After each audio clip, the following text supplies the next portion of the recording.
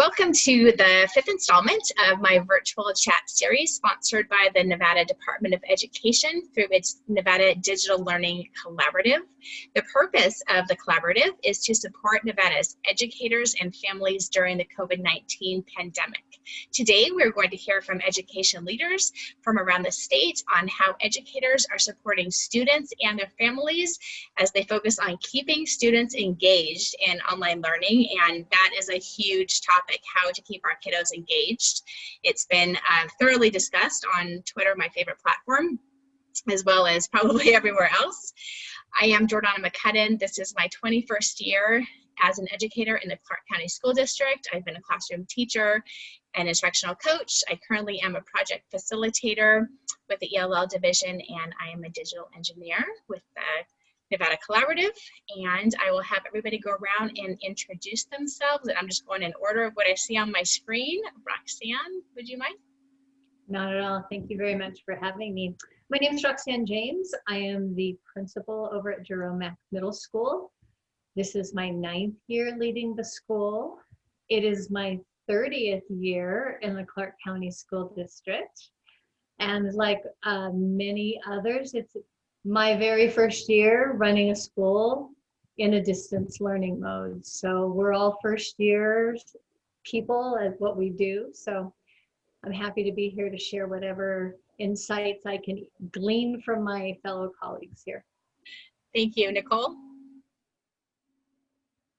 Hi, good evening. Thank you again for inviting me. My name is Nicole Delgado. I am one of the assistant principals at Coronado High School in Henderson, Nevada. This is my 8th year at Coronado as the assistant principal and my 18th year in the Clark County School District. So yes, just like Roxanne, I'm very excited to gain information and share what we're doing as well, if it'll help anybody. Yeah, definitely. Thank you. Brad?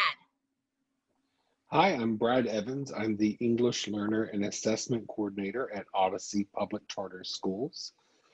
This is my 20th year in education, my first year in full distance learning, and first year in school administration. Thank you. Dallas? You're on mute, Dallas. Hi, I'm Dallas Johnston. Still struggling with the whole unmute thing. This is my 20th year in education. I'm currently a classroom teacher at Mission Recovery High School here in Las Vegas. Again, like my colleagues, this is my first year doing everything virtually over the computer. It has been a nice and wonderful adventure learning as we go, because no matter what tricks you have in your bag of 20 years, this one threw a curveball. So I think we're all learning as we go and trying to make the best of a really unique situation, and I'm very happy to be here. Thank you. And I also just want to take a moment to appreciate that the breadth of knowledge that we have here, and not just from the education standpoint. We've got administrators, teachers, coaches, but also parents from varying levels as well. I know personally, I've got one child in elementary, one in middle, and one in high school. So just myself, I'm feeling the breadth. I've got 2 in charter and 1 in CCSD public. I know Dallas has got kids. Brad, you know, we just have so many perspectives, and I encourage all of you to please bring in all of those different perspectives into our conversation. Engagement is huge. Finding ways to connect with kids and get them to be involved in their learning is such, I mean, it's a challenge in regular school, but I know that this is unique. And from a parent's perspective, just watching my kids sit and stare at a screen, wondering how much they're involved. It's been interesting watching as a parent. So I'm wondering from your perspective, what are the greatest challenges facing students right now? Like, what is causing that struggle with engagement? And feel free to jump in as you guys wish.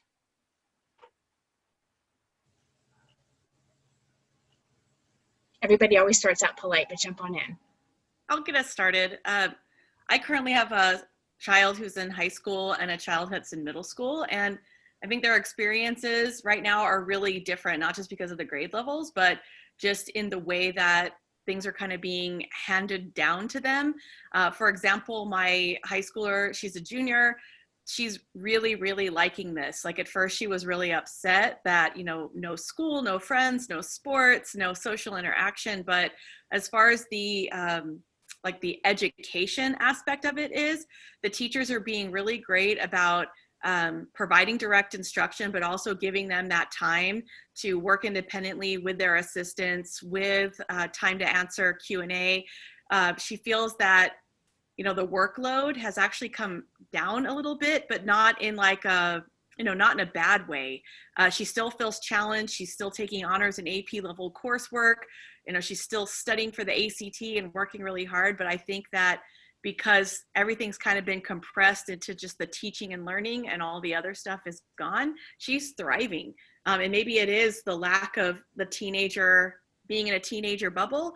But I would say conversely, my middle schooler, you know, her experience ebbs and flows, and probably because she had just started 6th grade, only had not even a whole year of middle school under her belt before we went virtual. And now she's trying to navigate this new space of middle school, multiple classes, multiple teachers, multiple, you know, responsibilities. And that's been a little bit more challenging than my junior, who's, you know, had that experience for a lot longer than her. I think the struggle with engagement with students, and here's what I see. I have a 5-year-old and a 6-year-old, and then I have 2 teenage nephews. So, I mean, it's a full house over here. But with my 5-year-old, what the struggle is with him in kindergarten, versus kindergarten, so how hard is that to do online, first of all, but he's really advanced and he knows everything that the teacher's teaching. And so I find that the teacher is having a hard time differentiating for the kids that could move ahead versus the kids that are behind. And so all of the teachers are kind of just teaching to the middle, which is kind of what they probably have to do right now. But I think that that's the biggest struggle with engagement, because you're losing the kids that are starved behind, and you're losing, like my son can't even, first he's 5 anyway, so he can't like stay on a Google or a Zoom rather for 3 hours a day. He's everywhere, not really paying attention because he knows everything. So I think that is one of the biggest parts of engagement that I think students for sure are struggling with. And what I see as an administrator are students who are just, they don't have motivation to do things. Like I think they lost their momentum to want to do assignments. And when everything shifted and now they're in this comfortable environment at home, I think it makes it less like school. And I think there's a struggle for them to really push themselves. At least that's what I'm seeing on my end. And I have a lot of parents that contact me. I actually had a phone call with a parent today because their student is failing everything and doesn't want to do any assignments, one of them, and then the twin brother is excelling just fine. And a lot of parents are struggling. What do I do with them? What can we do? And so at least from that different perspective as an administrator, thinking, okay, if this was my kid, what would I want, right? Just finding different ways that we can try to re-engage that student.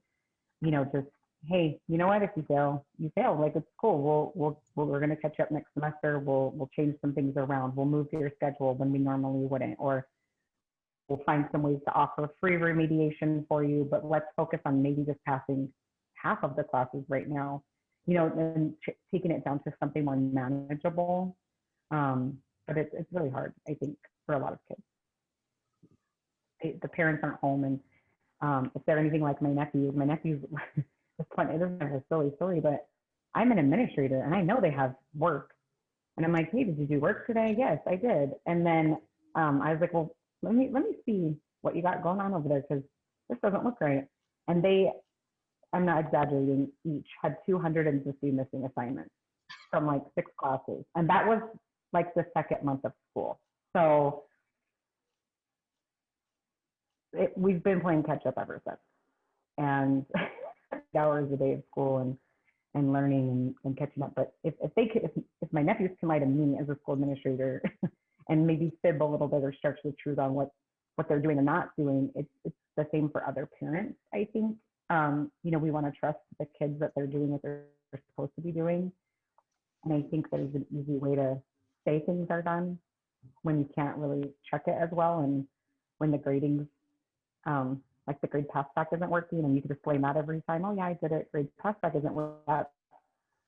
It's been a struggle for sure. I will jump in with kind of a different spin on it. You know, we used to have this beautiful place where kids would walk in, sit down, and they had an adult that could, you know, bop them upside the head and say, come on, let's get to it, let's get to it. And our kids became very conditioned for somebody doing the, come on, let's do it, come on, let's do it. And somewhere along the line, they wait for us to tell them, then they do a little, and then we tell them again, and then we tell them again and tell them again. Okay, so now clean the slate. We have a brand new system, and it actually requires our students to be a lot more self-directed. They have to take ownership of their work. And I think that's the bigger issue. I don't think it's an issue of engagement as much as it is, but I expect you to feed me. So I'll wait for you to feed me. And unless I'm being fed, then I'm just sitting here, and it's just going to resolve itself. That gets to a deeper issue. And the deeper issue is somewhere along the line, we stopped requiring our students to take ownership of their learning. And I think this is an absolute beautiful time if we go, you know what?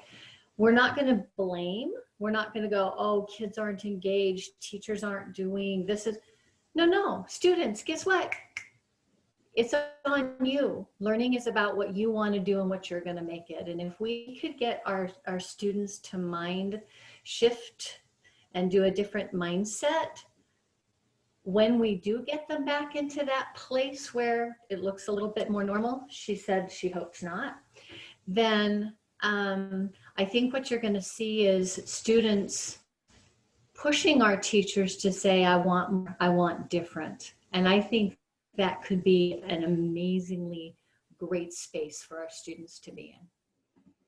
Yes, and I would say it's not only for our students to have that mind shift, but our teachers as well. We are used to prodding them and spoon feeding them. And I think that part of the struggle we're having, totally along the lines with what you're saying, Roxanne, is that we have not taught our students how to be self-motivated, how to have their own agency to get things done, because they wait for the teacher to say the next step. So we didn't prepare them for this. But wouldn't it be wonderful if we used right now to begin doing that, and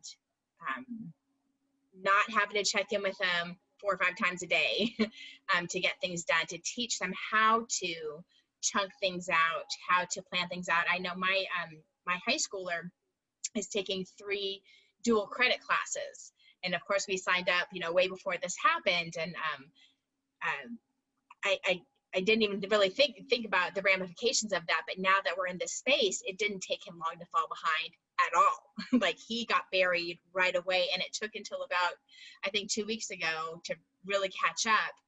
And it's been a struggle. And he's an AB student, and he was completely floundering. And it's not that he's not self-motivated. He just, he got behind a little bit, and then it spun out of control so fast, and he didn't know how to get himself back.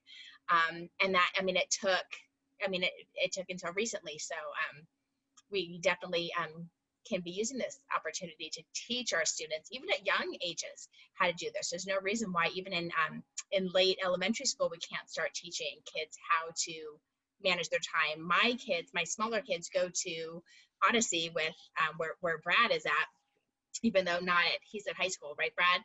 But my kiddos are at elementary, middle school, and they just get their assignments for the week, and they kind of have to plan their week out. And I'm there to kind of guide them, but they've learned how to kind of manage their time. I just stay behind them with a whip and make sure they do it, but they plan out their time, and I let them. So it's been a nice shift for them to be able to do that.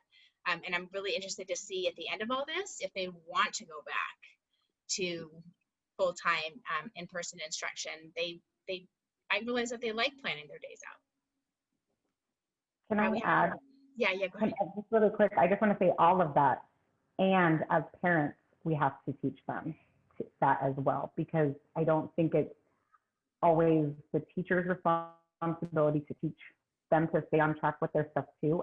And I say this as I had another parent today whose child is very behind and was an enabler and was not having him at 15 be responsible to write his own assignments down. So I think from the parent side, I think we all have to work together.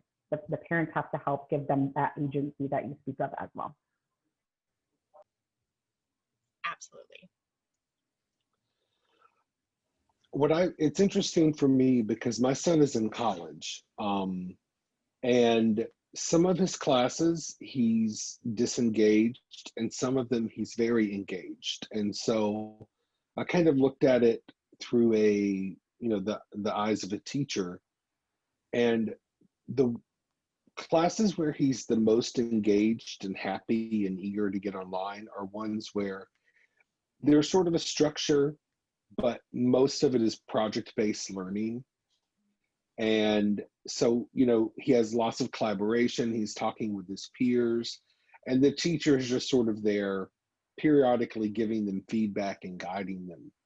And the ones where he's less successful is when he has 230 assignments, but they're not very meaningful. They're one or two multiple choice questions, and it's just a series of clicking through, and part of it is just the makeup, like the professor decided to break it up, 15 quizzes in one class. So it's 15 different things to open. And I think, listening to him, he would be more successful if, there was one thing to open that was more meaningful. And the work he's doing is really just sort of almost automated clicking in that class. And I think, like in one class, he has to make a podcast or a blog or something like we're doing. And he's really excited about it. And he's learning the content and getting deeper. And it's ironic because this is the subject he wasn't interested in. The subject he really wanted to know about was the one that sort of clicked through Module Madness. So, I think it's a two-edged sword. I think that there has to be autonomy. And I agree that it's great to see, especially little ones planning out their week. Like, no, I want to do English on this day, and I'm going to do math on this day, and I'm going to do this at this time because it's always best. I think that's what we do as adults, and I think that's really healthy. But I think that there are a lot of teachers who have not successfully adapted their teaching style or their content to an online delivery. And I don't know if I don't think that's subject-based. I think it's sort of the way it's delivered. It can be very unengaging, even if it's something that you really like, if you have to produce 234 clicks in 30 minutes, just the physical task of that. So it's interesting watching him. As an administrator, there's a part of me that realizes I've relied so heavily on relationships and connections to kids to motivate them sometimes that when I can't talk to them and I can't see them, it's worrying. We have some students who just, they're not there. They're not answering emails. They're not answering phones. We don't know if they're still in the state. We don't know any information. And, it's disconcerting trying to find how we can reach these kids when we can't physically see them, talk to them, do a video chat. We've even had some people go by their house and no one's there. So we don't know what to do, but we're still held accountable for that.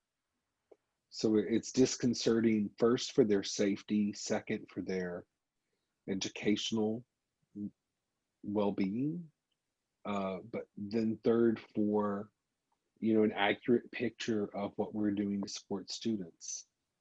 So those kind of the two sides that I see. Is engagement can be a double-edged sword. It can be, this is something that can motivate kids, or it can demotivate some kids. And then the challenges we face when we can't physically get in touch with them in any way. And by physically, I mean virtually, right? That's, I'm kind of at a loss at what to do to reach those kids. So that brings me to another question of where are we finding success then? So we as educators know that, we can't reach their minds until we reach their hearts, that we have to have a connection with them. So I'm wondering what ways you guys have seen where we are being successful, where we are able to connect. What have we seen in the classroom? What have we seen with reaching out to families where we are able to engage, and in some cases re-engage, right, with our kids, where we've been able to find, there's some kids that just love the online learning, that it's really clicked for, which is phenomenal, but not shocking, right? Everybody learns in different ways, but there's definitely kids that we've had to go out and reach, either in our virtual meets or through email, whatever. So I'm just wondering what has worked for you guys in engaging our families. I'll start then. First off, what I have found at MAC is the more autonomy I give my teachers, because they're the ones working with that particular group of kids, keep doing things until things work, and if it doesn't work, throw it out and try again. One thing in particular that we're working on for another project is having the students. I have one teacher who gave each of the students in her 7th grade class, said, okay, I want you to pick something surrounding social justice, some issue in social justice that you think is important. And we're going to spend the rest of the semester and you're going to learn everything you possibly can about it. And you're going to present and you're going to create. And let me tell you, the moment kids got to choose, all of a sudden engagement went up, because they got to choose how they wanted to show mastery, what they wanted to do, what they wanted to learn, how they wanted to learn. And I'm going to tell you night and day, watching a difference between what our classes were and what our classes are. And so that was key number one, is giving those students choice and voice. But you have to be able to give the teachers choice and voice the same way. And then the third thing is, at least for MAC, we today, as of Friday, we have been on 728 home visits since August. Because if there's any issue that we can't see a kid, hear a kid, find out something, that spidey sense that teachers have that says something's going on, we send a crew out, and we send them with a car full of computer, charger, hotspot, food, basic necessities, and they go all in and say, what do you need and how can we help? And by reaching them one at a time and spending 10 or 15 minutes with them, getting them set up for success, helping them make the pathways into their Canvas courses and whatever they need at the moment. I mean, truly, it's all, anything that they needed, my people provide. And what's happened is those kids now are coming back, and they are showing up. And if they fall off the radar, we're immediately back to their house going, what do you need? How can we help? We're still here. And I think that outreach, saying, we're not going to let you go, we're not going to quit on you, so don't quit on us, has paid us dividends. So at least for MAC, those are the things that have helped.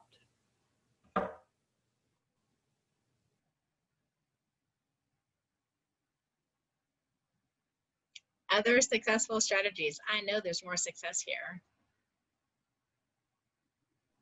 Well, I'm really fortunate to be at a really small school. So we're kind of in a different, category, I guess, because if I was at a traditional high school, we could have anywhere from 1,000 to 3,000 students, and we have under 40. So the good news is that before the shutdown, before the pandemic, we were really a campus that focused really specifically on building relationships with our school or with our students and our families, excuse me. And so we had that advantage, I guess, going in that, you know, we knew our kids, we knew our families, but we've also gotten new students and, you know, new students as of this week, as of last week. And so, you know, it's hard enough being the new kid, but when you're the new kid online, that is especially challenging. So I think what is really working, and it's not some magic bullet, it's, you know, really just making sure that we take the time to talk to the kids, to get to know them one-on-one, to reach out to them one-on-one.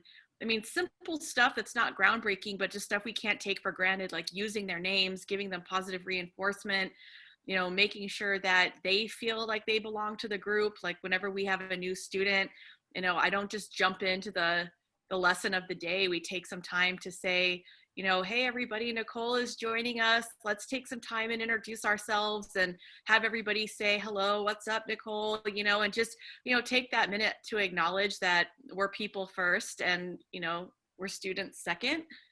And so, you know, I mean, it might be a little bit more challenging if I had 40 or 50 kids in a class, but I would do the same thing. You know, I think it goes back to what Brad said before, that relationships really are like the most pivotal part of our dynamic in a school. And just because we're online, we don't just throw relationships out the window. We still have to work on building those relationships, building trust, you know, working on communication, even if it is harder, you know, which I think it definitely is. We just can't forego that because the lessons are there. Because again, I agree with Brad in, even as a teacher, just the sheer amount of click, click, click, click, click, click all day long, whether you're the student or the teacher, really put you in like a zombie brain kind of mode. It's easy to go on autopilot. I think even as the teacher, just to say, okay, the assignment's on Canvas, here I am. And I think that's when we're gonna lose the students. We have to try to continue that line of communication, continue that relationship building, continue to remember that our students are human beings before they're our students, and make the learning important, but maybe secondary to reaching out to them one-on-one. And as Nicole said, you know, still trying differentiation, still trying to meet the kids' needs specifically, you know, no matter how challenging it might be to do from the other side of a keyboard. I agree with that, Dallas. I think one of the most pivotal things for our school was, because we're a high achieving school, but it's almost like a business sometimes. And so this distance learning has really, really exposed some weaknesses, not necessarily in the entire school, but in some staff who lack relationships with students, like really exposed that, and has really caused them to have to look internally a lot more to say, okay, what are we really doing here and what's really important? So I think it's really made our teachers work more and better for our students and our families, in my opinion, where they're being more flexible and more reasonable, and we're adjusting the workload where it probably could have been all along, right? So it's kind of scaled back the scale, I think, of the strict, really highly academic, intense business, like we're here strictly for academic atmosphere that existed. So I think it really, so sorry, like, yeah, 5 and 6 year olds, but it was in and out, in and out. And I moved to this room because they were in the other room. We all have understanding about that these days. Everybody's so forgiving. So just continue on. We got it. And that's my point, is that, you know, the teachers going through this as teachers and parents are much better at understanding what's going on at home than sometimes they had been, because they knew it was there, but they didn't really see it there. And I think that's the difference, is now they're kind of sometimes face to face with the reality of what's going on in students' homes and the dynamics that are around, and why perhaps they're kind of struggling. Like I told you, 2 teenagers, 2 little kids, we're all over the place over here. So I think that's one success. And one of the things I really love about what we've been doing is we've been still trying to keep kids connected virtually in like virtual clubs. We were part of the inaugural Henderson Hope Squad, which is a suicide prevention group nationally, actually across the world. The city of Henderson funded it. And even though we went into quarantine, like Coronado, we still kept forward with nominations of kids that other students would love to speak to if they're struggling. And so we host lunches where it's like a big Google Meet lunch. And we had almost 300 kids eating lunch together on a Google Meet. Like it was like 200 and I think it was like 30 kids or something. It was awesome to see these kids just wanting to find a community, even if it is virtually. So I think just still, that for me is a huge success because a lot of them are at home and they're alone or they're new and they don't have a friend. I mean, we just had the Raiders move in and their facility is by my school. So you have kids who are children of Raiders coaches, and then you have people moving from California, and you have all these changes because of people losing jobs and parents having to move, and they have no one. And so we've been really working on, like I said, the digital clubs and digital just community that we can give people space together. And that to me is a success when we can bring people together. I would also agree with Dallas and Nicole. One of the things we do at Odyssey, and we've been a blended school, which means online and in person for a little over 20 years now. Whenever you start the class, you do log into the learning management system. Ours is Moodle, but that's like Canvas. The first priority is to take a few weeks for people to do getting to know you activities and to build community digitally. So teachers have lots of different ways. Students do picture collages, they do video introductions, a podcast, there's lots of different creative ways that they're able to introduce themselves. And then the teachers kind of look for themes and then kind of presents those themes to the class to start out building community. And that's typically before you get into curriculum. So you kind of know who you are and what you're doing. So I think that's part of the success that we have, is that that's kind of an expectation of all teachers. And you look for it at the beginning. It's, where's your community building material? So I think that's important to do digitally or not. Really, I think we can see that the things that we had to do as teachers in person are the same things we have to do digitally. It just takes us thinking differently about how to do that. I hear all the time teachers getting frustrated with looking at blank screens. Students don't want to turn their cameras on, and there's an impulse to make them, they have to have their cameras on, and it's such a it just goes against the grain, right? Like, we've got to find ways to make them want to turn their cameras on, and that comes all down to the building community, right? And I mean, it's hard. I don't want to negate how difficult it is, but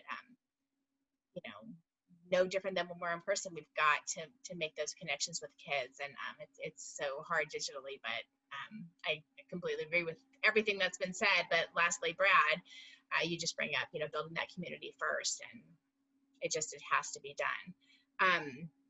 I'm wondering from you all, what do you think we can, and what do you think we should take away from this, and continue with this moving forward? So whenever we're 100% allowed to be back in person, what can we learn from this experience as far as student engagement that we should forever take with us to improve education going forward?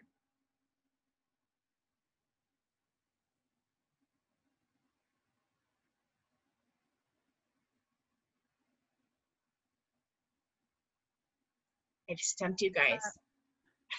I'm thinking about this. I think the flexibility that has to come with online teaching and learning, because we're only allotted, let's say every school is different, but we're only allotted so many face-to-face minutes with the kids, and it's just a different structure than having them in the classroom. So there's a lot more flexibility, I believe, with, kids getting work done or working at their own pace, which I think when we're in the classroom, there's kind of like an invisible demand that everybody be done now, or this is due at the end of the period, or, whatever.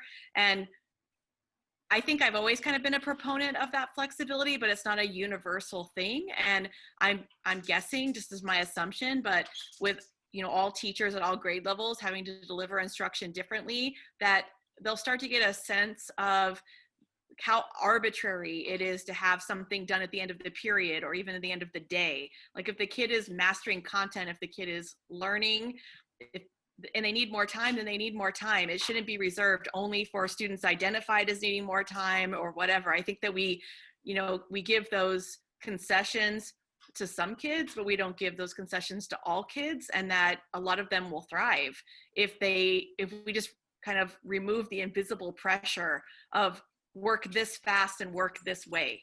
And that when we're on this virtual learning platform, we can't help but be a little bit more flexible. Like my school, for example, we're on a block schedule. So I see my kids only 2 times a week for direct instruction.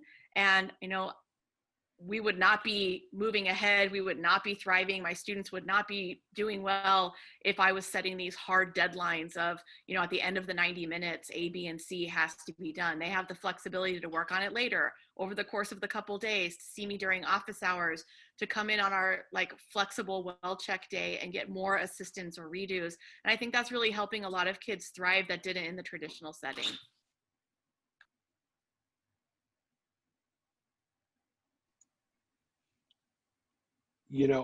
I've been thinking a lot about what happens when we go back. And I think the key word is more flexibility. There's certain expectations and acculturations that we have in the school that if you want to participate and be in that community that you have to do. And being virtual has shifted a lot of that. So one example that is kind of on my mind that I think about a lot is the debate over students going to class in pajamas, where the teachers require them to have their cameras on or they don't get attendance. And so the kids want that. And, whether the kid's comfortable being on camera or they have the bandwidth to support that or they want to show their home, that's a very personal decision. But, there's been a debate on a very popular Facebook group, the CCSD Support Teachers Group, where the families and parents and teachers were arguing about should kids be able to wear pajamas or not to class. And, I think that we have dress codes violations and things in high school especially, but, I don't know now. If your camera's off, do you really need to put on a coat if you're not going to turn on your camera? And I think that as a society, our expectations of what professional is has shifted. I think it's a lot more acceptable to hop on the webcam for a meeting with your boss in a t-shirt now than it was a year ago. So I don't know. I think there's going to be a lot more flexibility. I think the toothpaste is out of the tube. We're not going to go back to it being exactly the same way. And I think that's good. I think the digital push that we needed, is one of the positive things that came from this. Why are we still doing everything on paper and online? Why do I have to drive across town to see my doctor? Why can't I just talk to him for 15 minutes on the webcam?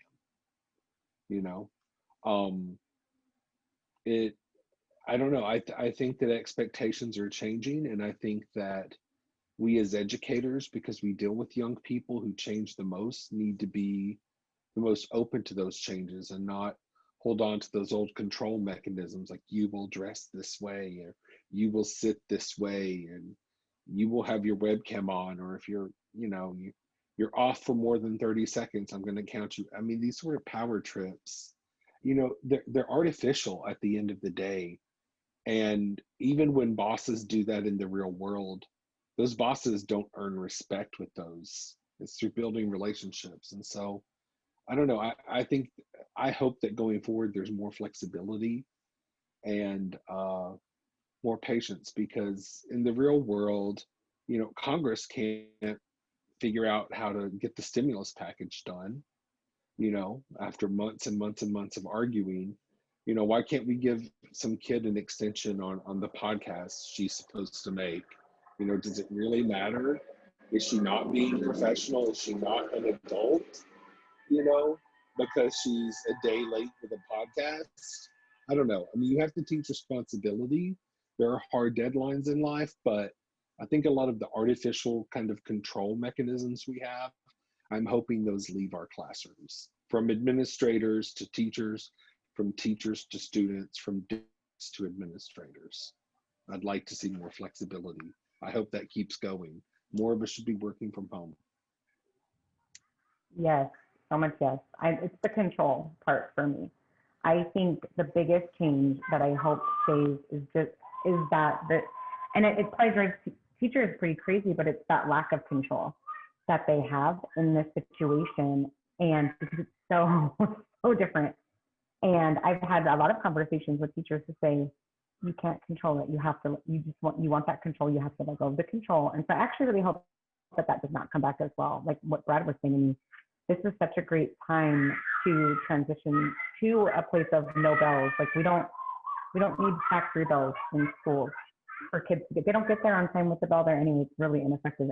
Anywho, you know, it's just I would really like to see us definitely more flexible, where it's like you don't have to raise your hand. I get to go to the bathroom, or the dress code stuff. I think it is just silly, and the tardiness of assignments and the penalties for turning things in late. I don't want that. I love that my school says, hey, we're accepting assignments all the way through the end, and I get that, but it is a lot of, I see why teachers don't want that, because it's a lot of work when everybody procrastinates, you know, and everybody turns everything at the end. But I think I like that flexibility, and I like the idea that we can work with students, and that empathy piece is what I hope does not go away, because I feel like on both sides, or on all three really, teachers, the families, the students, the teachers, and like everybody, I think is seeing the other side. Finally, like really seeing, like parents are finally seeing what happens sometimes in classrooms, especially right at the beginning of all of this, when the kids were hacking and acting cuckoo. I was like, yeah, like this is what happens, only in real, like face to face all the time, you know? And so I think families got a greater perspective of what teachers do. My nose is hit over there. I love her. She's a toe. But I think families got to see what teachers deal with, and teachers are seeing, like with Roxanne's school, what's going on at home, you know, and what people don't have. And I think everybody is seeing that and is much more empathetic. And that's what I hope we don't lose from this, is that ability to walk in another person's shoes. And I'm gonna mute because they're ravishing the refrigerator and you don't need to hear any of that. Okay, so I have an idea. Okay, so get rid of what we have. I really would like to see the use of the digital learning as some of the foundational stuff that, you know, kids can use, videos and, you know, flipped classroom kind of stuff. I'd like to get rid of most of the assignments we have kids turn in because they're stupid and it's a waste of time. I truly would love, and you know, this is a little bit out there, but I would love to say you will have one assignment and it will be at the end, and it will be a culmination of all of these things you learn, and it will be something that the students direct because they want to put it in something that they like. They're not studying math. Maybe they're studying soccer, and in soccer they're going to learn math and physics and social studies and ELA.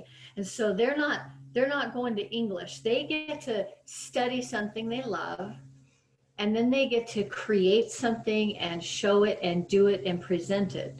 But they only go in when they are working with other students.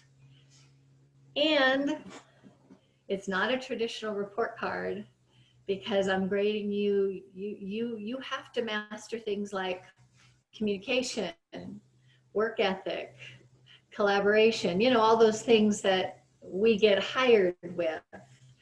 And those are just as standards based as some of those NVACs that we're required to utilize. They are both equal because they're both necessary. And at the end of it, they get a level of mastery. They don't get an A, B, C, D, F, because that doesn't mean anything. It means this is how far that they've mastered. This is where they are. And so if we have a landscape of these skills that we decide, you know, and it's going to look like this, because maybe they don't do so well on this, but they're so good at collaboration and working with a group and stuff. And you're going to get a picture of really what that kid can do, not if he mastered fractions. So that's just my take. I mean, it's a little crazy and a little out there, but I'd like to be more like that than trying to put the toothpaste back into Brad's container. I love all of that. All of that. I would love to see us getting rid of grades. I'm not really sure what the grades are for, but this whole idea of what do we want our citizens to look like when they're done with high school, and mapping backwards of how do we make that happen. It may or may not include fractions. I think fractions are very important, but certainly we can learn fractions through culinary. You know, my son's cooking and he has to use fractions, things like that. So looking at the whole picture would be so exciting. And I'm just not sure about the whole seat time thing. I'm after my kids being home where they get to manage their own time, I'm not sure why they get their school done in like 2.5 hours a day. I'm not really sure why they're there for 6. They miss the other humans there, but they certainly seem to have a lot more free time now. So that's an interesting. I don't know. I'd be very interested to see if they want to go back when the time is ready for us to go back and safe for us to go back. Thank you so much. I say this every time, but I know that your guys' time is so valuable, and I appreciate you spending it lending your expertise to those who might be listening on what we're dealing with in education, what our families are dealing with in education right now, and how we can best support our students and families. So thank you so much. And if anybody wants more resources or information, please visit nvdigitallearning.org, where the Nevada Department of Education has housed lots of resources to help us with this digital platform that we're on. Thank you so much, and have a great evening.